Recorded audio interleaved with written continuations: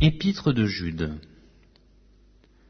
Jude, serviteur de Jésus-Christ et frère de Jacques, à ceux qui ont été appelés, qui sont aimés en Dieu le Père et gardés pour Jésus-Christ. Que la miséricorde, la paix et la charité vous soient multipliées.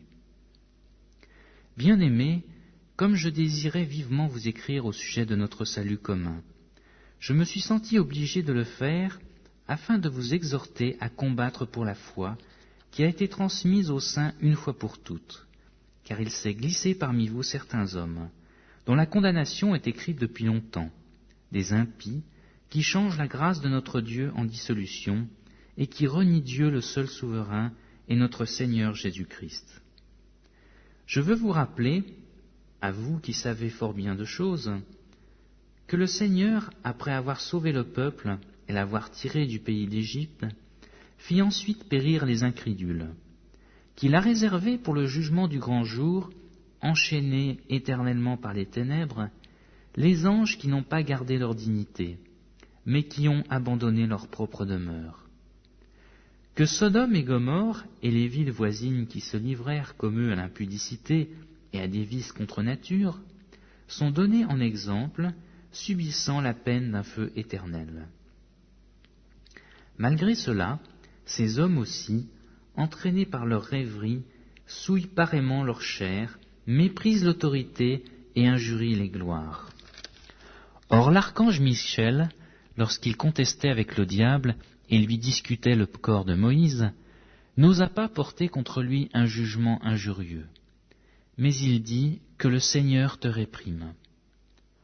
Eux, au contraire, ils parlent d'une manière injurieuse de ce qu'ils ignorent, et ils se corrompent dans ce qu'ils savent naturellement comme des brutes.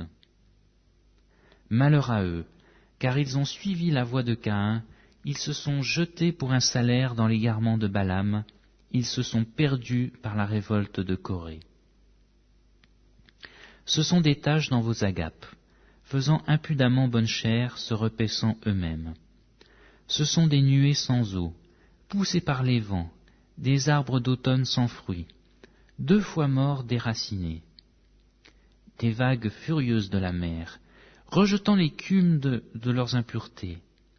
Des astres errants, auxquels l'obscurité des ténèbres est réservée pour l'éternité.